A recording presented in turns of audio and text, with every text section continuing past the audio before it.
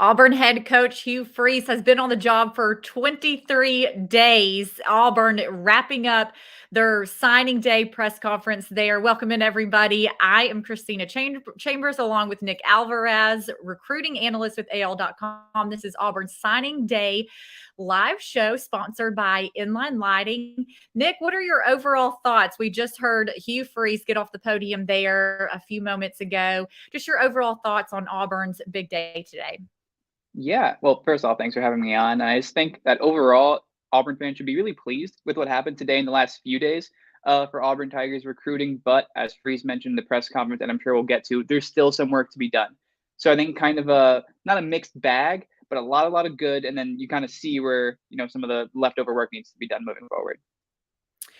For you personally, like we talked about, he's been on the job for 23 days, was hired November 28th.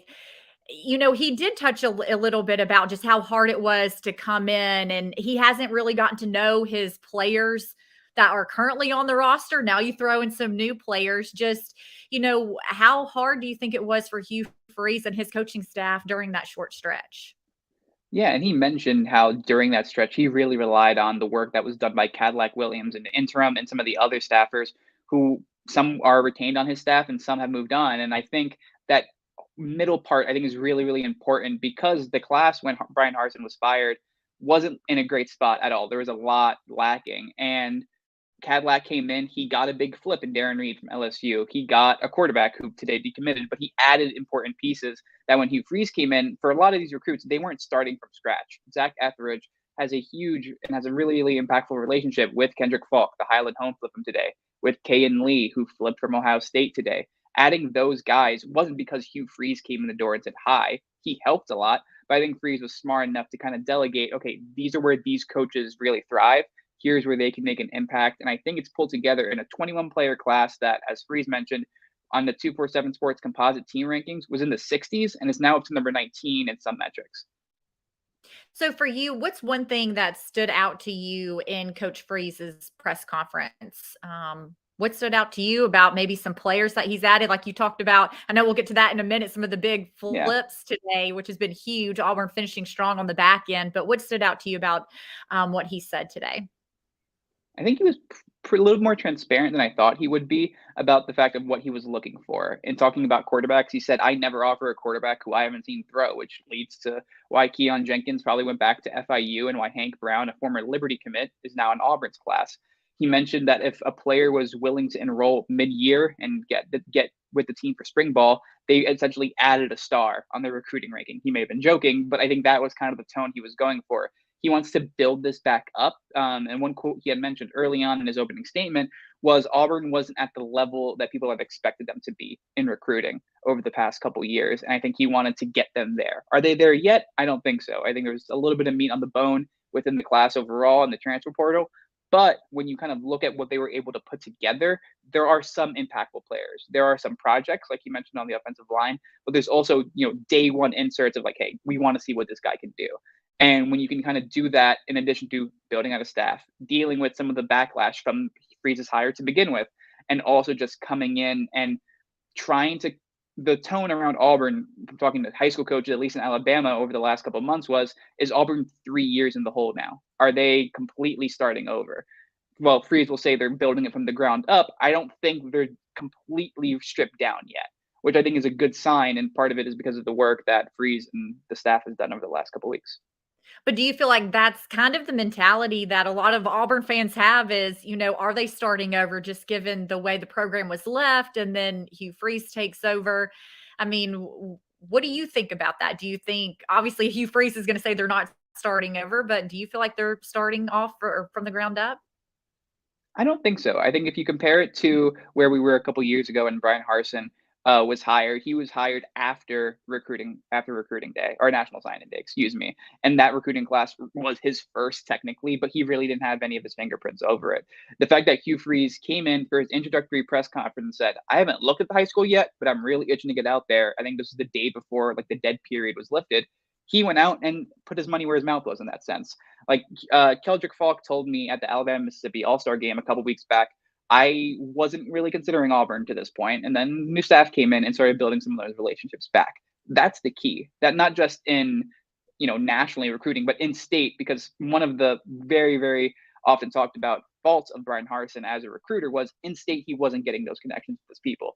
And I'll mention the first player Hugh Freeze mentioned today was a 3-star from Lochapoka in JC Hart. He was like, "Hey, he's a great kid. We're happy to have him home." So like that are some of those things that you just kind of want to hear if you're an Auburn fan. That's right. Because if you look at the recruits that they've signed today, you'll see Auburn, Alabama, Lochapoka, like you said, Columbus, Georgia, just right across the river. So you can see that he is trying to hit those, Alabama hard, trying to get those recruits. For you personally, you mentioned a couple of flips, Hayden or Keldrick Falk and Kayan Lee. Those are just obviously two big ones that happened late. Just what are your thoughts on just having Auburn, like you said, Zach Etheridge, getting into those homes, being key with those relationships and, continuing to make those flips? I think there's a vision of the future that needed to be sold in terms of like, yes, we're going to be competing for national championships, but hey, this is what we do at Auburn. If you talk to commits who were in Auburn sites earlier in the summer and in the early part of the season, they would never be able to give you kind of the identity of what Auburn football was going to look like moving forward. And for a kid making their best decision about their future, that's hard when you don't really know what you're signing up for.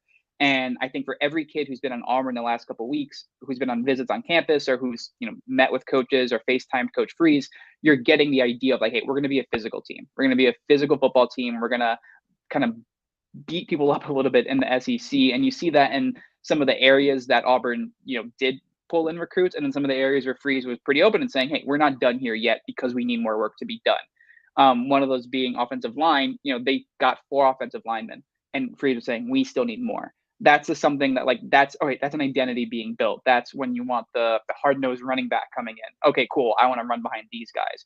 You mentioned, hey, you know what makes a secondary better? A really, really good pass rusher. They went out and got 3, 4 really good edge rushers.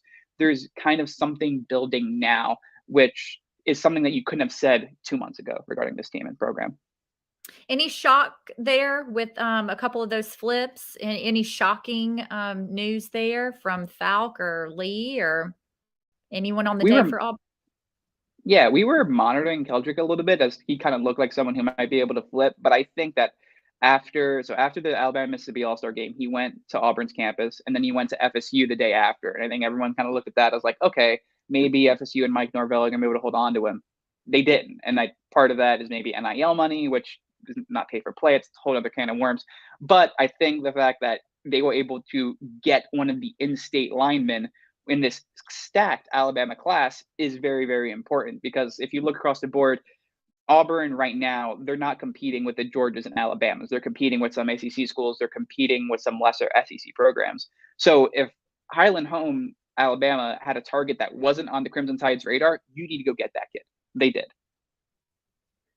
For you, we talked a little bit about position needs, pass rush, offensive line.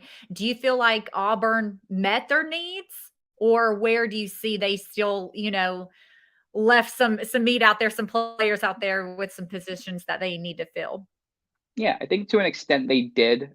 Freeze's press conference was able to kind of shed some light on some of the offensive linemen they brought from high school coming in, like Tyler Johnson, who was a Texas Tech commit, Connor Liu, who was a Michigan State commit, or Miami, excuse me. Those kids are maybe 2 to 3 year projects. They're longer term starters on the team. They need to acclimate to the college level.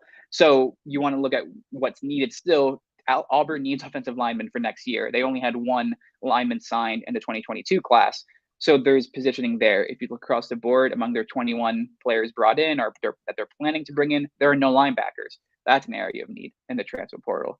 A couple of the defensive linemen Auburn brought in, Brenton Williams from Opelika, Wilkie Denaud from Florida. You can kind of see them maybe going inside, but I think they're more edge players, and that's going to be where they thrive. So, as Free said, now there's a need for those interior defensive linemen.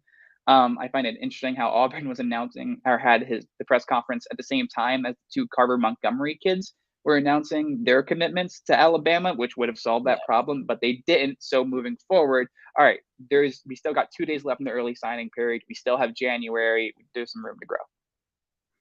Very true.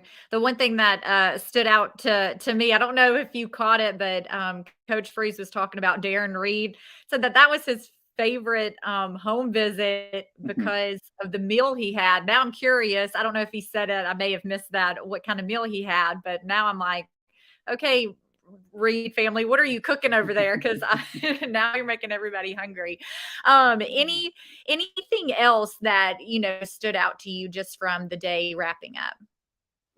I would say that whenever you're looking at kind of like the week overall, you want to be building momentum. And how Auburn did that is they went and found kids who they identified as their players. There's a quote from Brian Harson's former team podcast where he's like, he cited the Aaron Rodgers model of identifying a recruit, of like getting a lesser known guy and turning him into something. I think this Auburn class obviously did that. Every team will find someone they want to take a chance on, but Auburn went after the big fish and they landed a few of them. And I think that's what you want to see in terms of not just, winning in the SEC, but thriving, competing for national championships. You need to get to a certain level and a certain standard.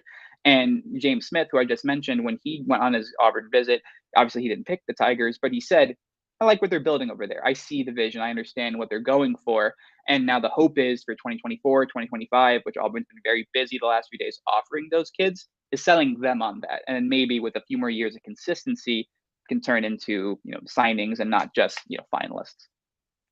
Well, like you said, Auburn wrapping up a good day inside the top 20, which is moving up for them from where they previously were. So, like you said, brought in some big players, and we'll just see what they can do as the early signing period wraps up, and especially National Signing Day in February. So, well, thank you so much. And we Yeah. appreciate everybody for joining us. A lot of good stuff happening on the plains, and we'll see how it all unfolds. So, Auburn Signing Day brought to you by Inline Lighting. We appreciate you, and we'll see you soon.